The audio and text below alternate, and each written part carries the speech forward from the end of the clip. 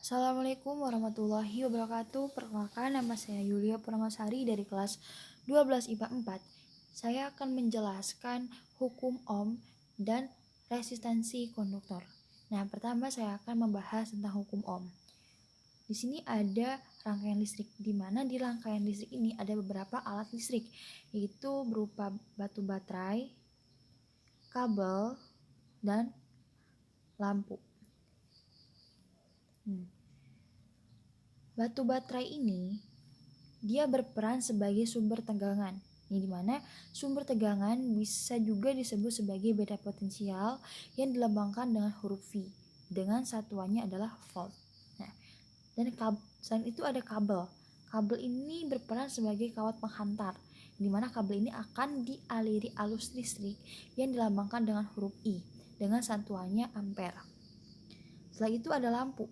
Lampu ini berperan sebagai beban. Lampu ini akan memiliki hambatan yang dilambangkan dengan huruf R dengan satuannya ohm. Nah, untuk saklar ini berfungsi untuk memutuskan arus listrik. Ketika saklar dihidupkan, maka lampu pun akan menyala. Dan ketika saklar dimatikan, lampu akan mati. Kenapa demikian? Karena ketika lampu dihidupkan, otomatis aliran listriknya itu akan terhubung. Sedangkan ketika saklar dimatikan, aliran listrik akan terputus. Jadi lampu pun akan mati.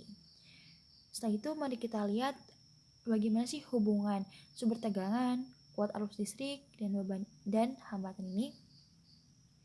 Nah, hubungan kuat arus listrik dengan beda potensial, yaitu I sebanding dengan V. Kuat arus listrik sebanding dengan beda potensial. Semakin besar sumber tegangan atau beda potensialnya, semakin kuat juga, semakin besar juga arus listriknya. Mari kita analogikan dengan ketika kita makan banyak, otomatis energi yang dihasilkan pun banyak. Dan ketika kita makan sedikit, otomatis energi yang kita dapatkan juga sedikit. Nah, seperti itu. Dan itu kita lihat hubungan kuat arus listrik dengan hambatan. Kuat arus listrik itu berbanding terbalik dengan hambatan. Semakin kecil hambatannya, semakin besar arus listriknya. Semakin besar hambatannya, semakin kecil arus listriknya. Bayangin ketika kita sedang berjalan, tiba-tiba ada batu besar. Nah, otomatis kita pasti akan lama tuh untuk menuju tujuan kita. Makanya kita harus menyingkirkan batu besar tersebut. Tapi karena batunya besar, otomatis kan lama. Berarti hambatannya itu lama gitu kan. Kecuali kalau misalnya kita jalan terus ada batu kecil. Nah, batu kecil itu cuma tinggal kita lempar itu udah bisa gitu kan. Kita bisa lagi melanjutkan perjalanan gitu. Jadi semakin besar itu hambatannya, semakin kecil kuat arus listriknya, terus semakin kecil hambatannya, maka semakin besar arus listriknya gitu. Nah, dari kuat arus listrik, beda potensial dan hambatan itu dapat dirumuskan sebagai I sama dengan V per R. Nah, V per R ini disebut dengan hukum Ohm. Nah, dari rumusnya juga kelihatan I itu sebanding dengan V dan berbanding terbalik dengan R, dengan hambatan. Nah, listrik mengalir ini karena adanya beda potensial dari elektron-elektron bebasnya. Nah, beda potensial ini mengalir dari elektron bebas yang memiliki beda potensial tinggi menuju elektron yang beda potensialnya rendah gitu. Nah, selanjutnya saya akan menjelaskan tentang resistansi konduktor. Nah, setiap kabel itu memiliki daya hantar yang berbeda tergantung jenis kabel yang digunakan. Nah, daya hantar ini bisa disebut juga dengan hambatan. Misalnya apa aja sih yang mempengaruhi daya hantar kabel atau hambatan ini? Itu ada panjang kabel. Nah, hambatan berbanding lurus dengan panjang kabel. Maka diartikan bahwa semakin panjang kabelnya, maka semakin besar juga hambatannya, dan semakin kecil atau semakin pendek kabelnya, maka semakin kecil juga hambatannya. Mari kita analogikan dengan ketika kita masuk ke terowongan, yang satunya 1 meter, yang satunya 2 meter, otomatis kita akan lebih cepat sampai yang 1 meter tersebut gitu. Nah, selanjutnya ada hambatan jenis. Hambatan jenis ini di setiap jenis kabel tuh beda-beda. Kalau misalnya tembaga, aluminium itu juga memiliki daya hantar atau hambatan jenis itu berbeda-beda gitu.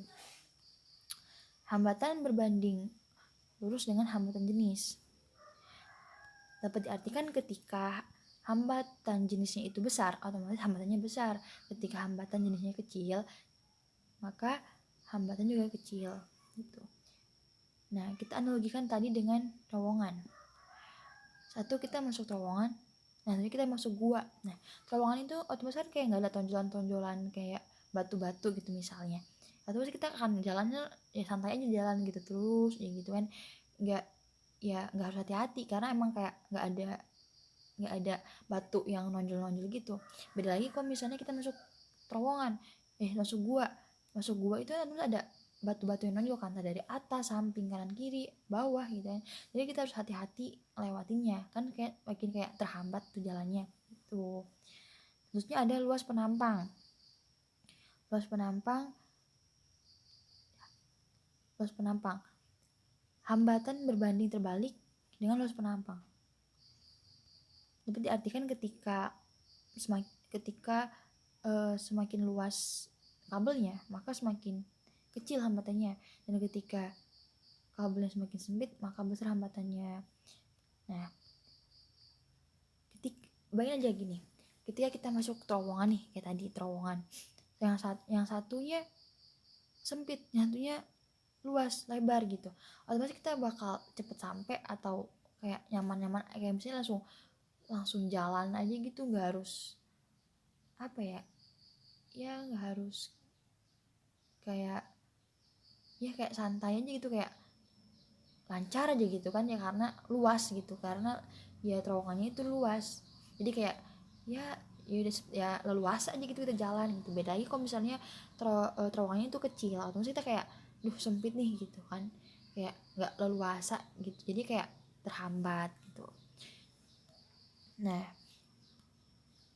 dari besar-besaran itu dapat didapatkan rumus hambatan, yaitu pi pro kali panjang dibagi dengan luas.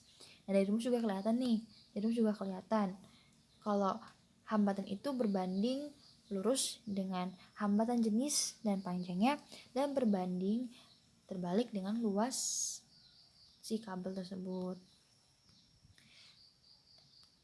Demikian penjelasannya dapat saya sampaikan. Kurang lebihnya saya mohon maaf, dan semoga bisa dipahami. Demikian saya akhiri. Wassalamualaikum warahmatullahi wabarakatuh.